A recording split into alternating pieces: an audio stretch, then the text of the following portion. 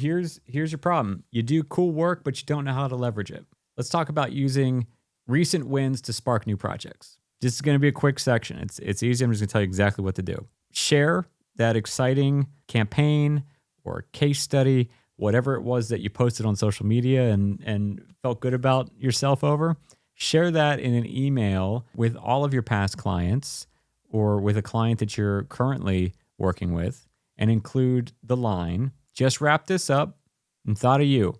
Do you have maybe 15 minutes that we can hop on the phone to talk about how we use this to solve problem X? Your coolest work should not be sitting in your portfolio. It should be out there pounding the pavement for you in your past clients and current clients' inboxes. When you share recent wins like this, not with fanfare, not with, hey, look at this awesome thing that I just did for this awesome recognizable brand. That's not what it's about.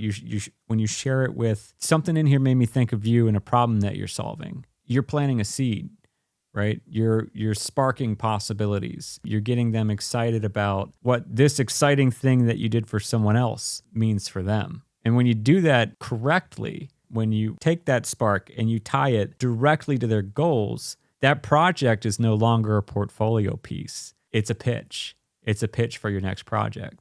But here's the kicker. Sometimes the right person for that project isn't the team at that company that you've worked with. Sometimes it's the team down the hall, which brings us to one of the most overlooked growth levers in all of freelancing, and that is the intercompany referral. Internal referrals. Once you're inside the building, there's no reason to stay siloed and only work for one team of a company. So let's talk about how you can turn a single department win into momentum for an entire company. Imagine this. You're working with one team inside of a major company or just a mid-sized large company. Meanwhile, three other departments are struggling with problems of their own and looking for someone to solve those problems. And they're going to go find someone, and it's not going to be you. So here's the big idea. You don't have to sell to new clients. You just need to help your existing corporate clients look good to their coworkers. If you want more work without selling harder, make your client look like a hero to his company. It's a secret play that most freelancers never run. Here's the strategy. You do great work for one team, say like the marketing department or the products department, and then you're told that another team, say HR, is working on a new initiative. So you create a piece of value, a framework, a case study, or you go find something from your portfolio and you bring it to your existing client and say, hey, we actually did something really similar for this company over here and their HR team. Feel free to pass this along to your HR department if you think it's helpful. We're happy to be a partner here. That's it. You don't pitch. You just share the intel. You act as a strategic partner because you are. And then your client becomes your sales rep. You deputize them to be your internal connector from their team, your point of entry into this company, to the next team that's likely going to hire you based on their recommendation because they don't want to go about the business of finding a freelancer. They got other things to do. Here's why it works. Political capital. In big organizations, everyone's trying to look valuable. If your contact at that company can say, hey, not only did I hire this killer freelancer who did this awesome thing for us, for my team, but I also then slotted them in over here at HR and they killed it for them too. You're giving them just as much of an assist as they're giving you.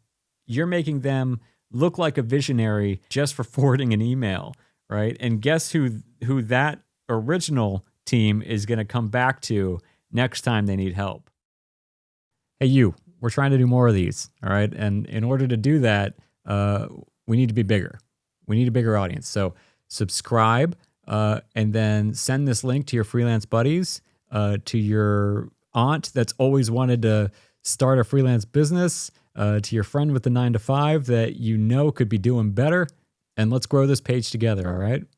So how do you spot, how does this play out? How does this play out in the real world? Yeah, sometimes your client will casually mention, hey, HR is solving this problem. But that's rare. More often you have to ask.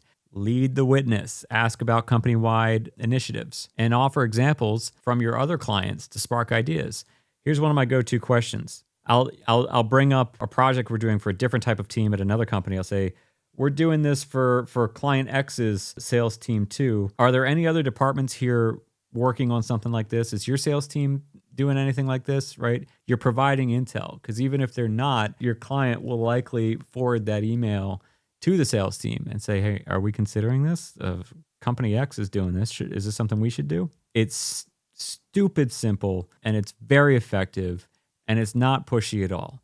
You don't really have to waste any reputational capital to play this card. But before you go off and do this, I feel like I have to also warn you about what not to do, because freelancers that maybe don't understand the corporate landscape or giving this one a first attempt, they tend to blow this. So let me give you a few things to look out for here. One, don't pitch too early. Don't pitch a play for another team too early before the client even knows if they trust you, right? Because then they won't share you with another team, because they're not, if you're not vetted yet, if they don't know they enjoy working with you and that you're trustworthy and that you can deliver, then you're a risk to them, because if they suggest you to another team and you don't deliver, it's really bad for them. So you want to make sure that you've got their trust before pitching.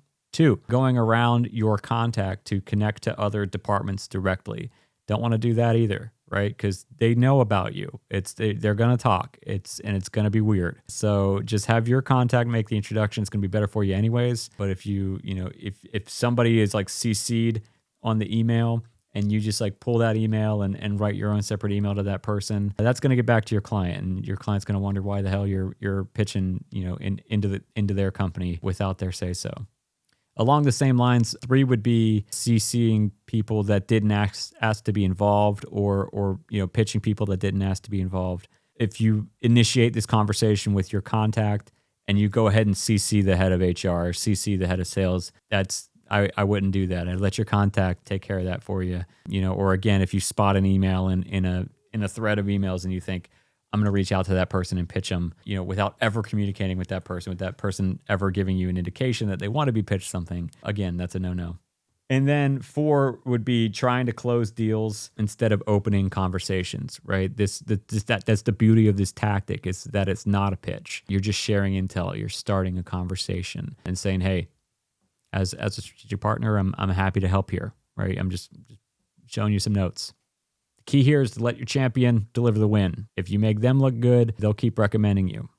And if you short circuit that political capital, if you do one of the things that I said not to do, then not only are you not going to gain the second project, but you're probably going to lose the trust of that client and never work with them again. So you're losing two clients, not just one. Internal referrals are probably the easiest sales at that tier that you'll ever make. But only if you remember this. It's not about pitching the next team. It's about helping your client be the bridge between what's worked and what's needed. Hey, if you're still here, that means you really should subscribe and turn on notifications. If you knew what I knew about what content is coming, there would be no hesitation. It's just 2 quick clicks. Subscribe, turn on notifications.